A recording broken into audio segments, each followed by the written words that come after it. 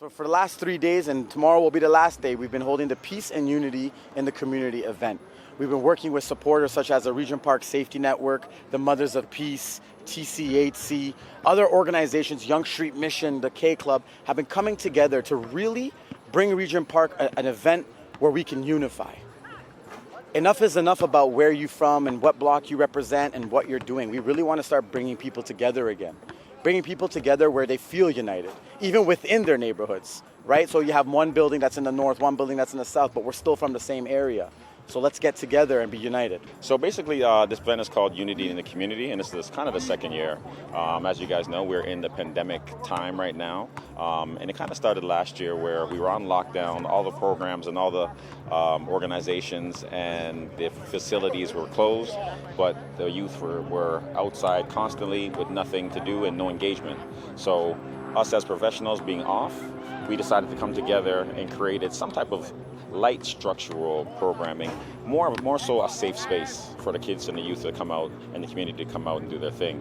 And then we had basketball as the tool that kind of was the driving force behind it, because we just made the kids play ball, but then we implemented workshops and resources and support agencies, stakeholders from the community to support in and around what was going on.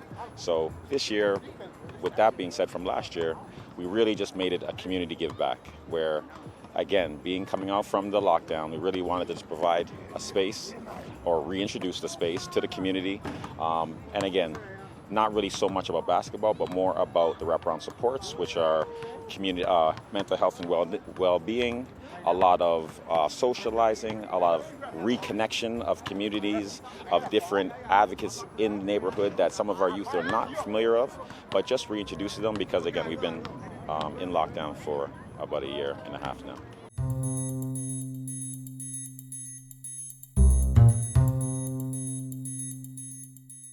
People's League specializes in 3 pillars. We focus on academic supports, we focus on athletes, supporting athletes on becoming more than just a basketball player, going those life skills. And our last piece is business and entrepreneurship. We really want to give the youth tools and resources to become their own bosses from a young age in neighborhoods that naturally don't talk about entrepreneurship. One, with basketball, to play the game of basketball, all you need is a hoop and a ball.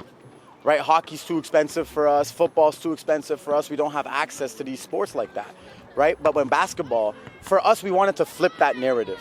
See, for a long time, it was about basketball, about being the main thing for the young person. But what we're trying to do with People's Elite is turn that around and make basketball the additional, right? Because we really want our young people to go from young boys to grown men and be prepared for what life is going to throw at them. So what we try to do is still use the importance of a structured game like basketball, but teach them the fundamental life skills that they would need to succeed past basketball.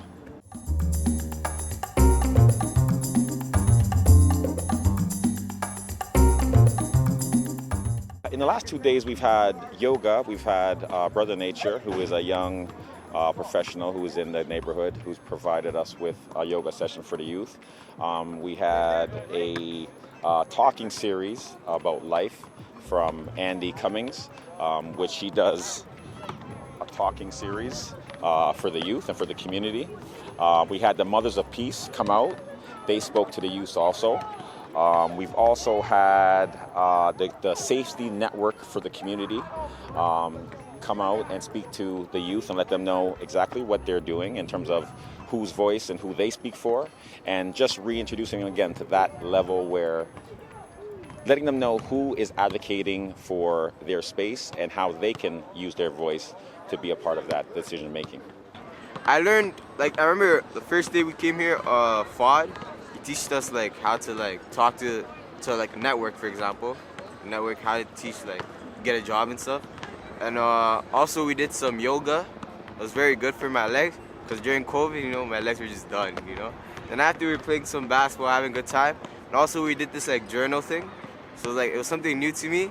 It's something I didn't really enjoy, but something new, Something I should learn how to get into more. Yeah, so the importance of elevator pitching is, I didn't learn that until I was first year university. I was that kid that didn't know people, didn't know how to talk, I was shy. And then I met some prominent business people. And my first day, they said, make your pitch.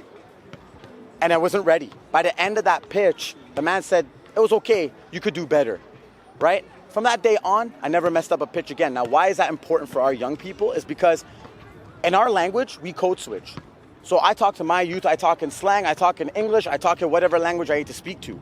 But when you go work for a bank, our kids need to be prepared to speak that language, right? Because we're not gonna go to TD Bank and then I'm gonna stand there and say, yo, that's not gonna happen, right? But it's also interesting, in our neighborhoods, we have more opportunity to mingle with each other than to network with people. And one of the most important things I teach our kids is your network is your net worth. And if you don't learn how to advocate for yourself, when your ankles are buckling, no one's gonna do that for you. So we need to teach them to be real advocates and be able to communicate with anybody in the neighborhood.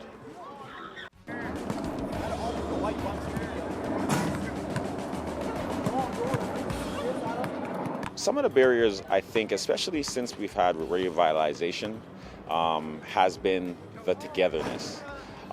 We have mixed income, we have new community members, we have, I want to say, older community members who have lived here throughout the older version of the Regent Park, now into the new. And I think where we are right now, if you were familiar with the original Regent Park, one thing it did have was a community, a togetherness, where everybody talked, knew each other, and kind of got along. And I think for this and for what we're trying to do with Unity Community is just kind of bring it back to togetherness. I don't think one person can do it, but I think it's one of those things that we got to work together. So a lot of the things that you see that we're involved with, we always work with people like-minded who are trying to do things for the community and for the youth. And I think we have to get back to the community-based approach and the village approach. Naturally, when you come into communities such as ours, not just Regent Park, but communities such as Regent Park, opportunities. If you go to certain neighborhoods, and I'll be very clear, you go to a place like, for example, Forest Hill. You're not going to have a Tim Hortons in Forest Hill and have someone from Forest Hill working at Tim Hortons. But in our neighborhoods, those are the jobs we get, right? So if you all of a sudden came to the neighborhood and you now gave a kid an office job, a kid who's never had access to working with a computer, those are the important pieces, right? So I would definitely say there's a lack of opportunities. Two, the narrative. You don't talk about other neighborhoods the way you talk about ours. And that's what's frustrating. You turn on CB24, in our community, something wrong happened.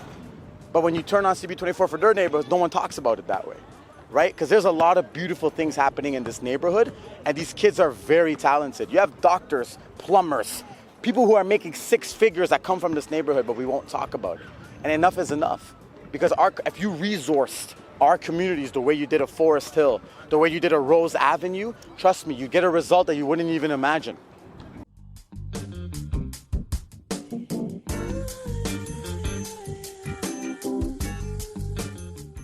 For young people, like youth and stuff, I would like, it shows them like, you know, like a lead to another path in a way.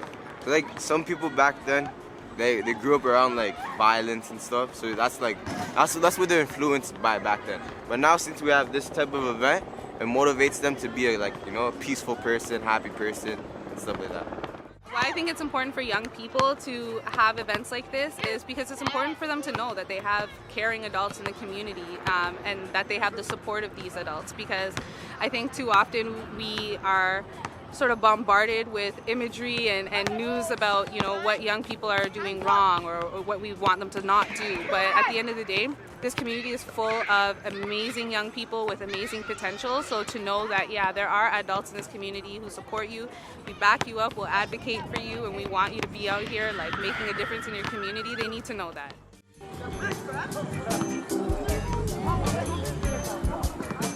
I mean everything, you know, like it shows that there's someone that actually like cares about you and stuff like that. So yeah, like it does mean a lot to the community too, you know.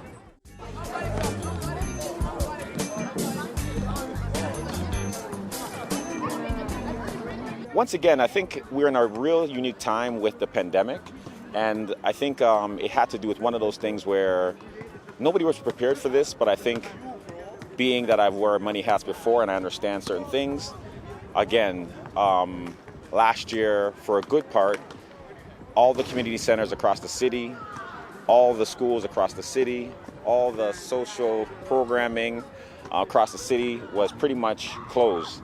But during that time when we were closed, one thing that stood out to me as a professional, but just as a heartstring, was the youth's lives didn't stop. It wasn't closed, and they still needed that support. And we needed to come together to basically figure out how to support that. And last year, what tended to happen was, because we were in the pandemic time, I think there was a lot of concern about, obviously, safety. But I know for us, we're all professionals, so we followed all COVID-19 protocol. We did contact tracing. We did that last year. Temperature checks in the morning. So we definitely do our part. We're outside, so we tend to social distance all of our programming that we do, including our talks. And we do provide masks and all the different sanitary things that we can do. But with that being said, I think we never got lost in supporting the youth and supporting the families that really needed support in a time where, once again, being closed was not a real answer for these families who are dealing with some of these issues. Listen, there are people that do events all over the place. Right now, I'm standing here talking to you guys. There's a soccer program that's doing some work. We have Dixon Hall doing some work. You have sElit. You have all these people doing work. And alongside other around the neighborhood, you have other grassroots doing work. So I'm not going to focus on just mine. But what the importance of doing events like this for our kids is 3 things I'm going to tell you. First thing is familiarity with your people. So if I know a young person that's 23 and I'm 30, and I know a young person that's 14, I can now connect that 23-year-old to that 13-year-old at an event. And now they can have a real big brother in their neighborhood to look out for them. Second thing I'm going to say to you is again, access. For the last year and a half of COVID, our kids been told to stay inside. In our neighborhoods, our kids are always told to stay inside. So it was a lot of pressure. And with all these events like this, it gives them hope. It gives them hope that they can free up. They can have fun. They can smile. They can scream. They can play Connect 4, right? It's giving them those breathtaking moments that COVID took away from a long time. And then the last thing I'm going to say is super important is, again, unity. Events like this are important because, as you see, there's different demographics of young people in this neighborhood. And the more we put on events where more demographics come together, now you're creating a real community, which, by the way, if you take out the common community, what is it? Unity. So there's no community without unity. And that's why this is important. Make sure to like, comment, and subscribe. And when you do subscribe, hit the little notification bell so you never miss out on any of our content. If you'd also like more, you can find us on our other social media platforms. And if you want even more, you can look at our website.